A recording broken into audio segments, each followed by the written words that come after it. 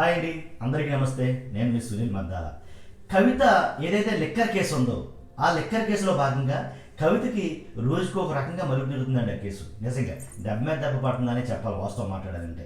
ఎలా అంటే ఒక ముఖ్యమంత్రి కూతురు అయ్యిండు కూడా అసలు కించెత్ కూడా ఎలాంటి ఉపయోగం లేకుండా పోయింది. ఎందుకంటే ఎన్నో పేరు ప్రఖ్యాతలు, పేరు ప్రతిష్టలు, డబ్బు ఎన్నున్నప్పటికీ చట్టం ముందు ఎవరైనా ఒకటే అన్నట్టుగా జరుగుతుంది కేసు.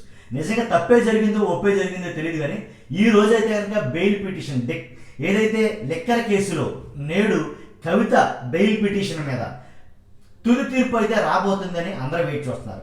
కాకపోతే సిబిఐ కేసుల్లో బెయిల్ ఇవ్వాలని కవిత పిటిషన్ వేయడంతో బెయిల్ పిటిషన్పై ఇప్పటికే హోరాహోరీగా సాగినాయి వాదనలు.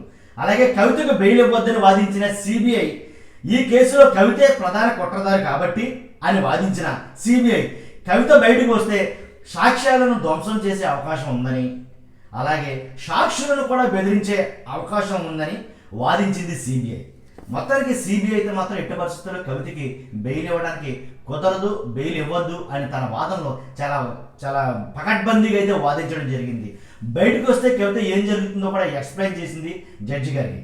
అలాగే రాజకీయ అయితే కవిత తరపు లాయర్ ఎవరైతే ఉన్నారో కవిత తరపు లాయర్ కూడా కొన్ని వాదనలు అయితే కనుక గట్టిగా వినిపించారని చెప్పాలి. ఏంటంటే రాజకీయ కక్షతోనే కేసు పెట్టారని, ఈ కేసులో అసలు తనకు సంబంధమే లేదని, ఒక రాజకీయ కక్షతోటి కావాలని బీజేపీ ఈ కేసు పెట్టించిందని కవిత తరపు లాయరు తమ వాదనలు వినిపించాడు.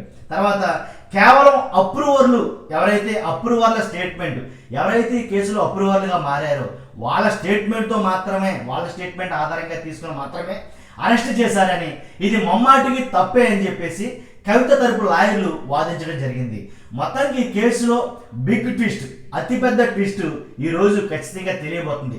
అటు బెయిలా లేక జైలా ఏదైతేనండి, మొత్తానికి ఎన్నున్నప్పటికీ ఏమున్నప్పటికీ చట్టం ముందు తేడా వస్తే అందరూ ఒకటైనా మాత్రం నిరూపించబడుతున్నాయి కొన్ని సందర్భాలు. చూస్తున్నా మీరు అందరూ మర్చిపోతే లైక్ చేయండి, మీ అమూల్యమైన అభిప్రాయం కామెంట్ రూపంలో తెలియజేయండి, సబ్స్క్రైబ్ చేయండి. Thank you.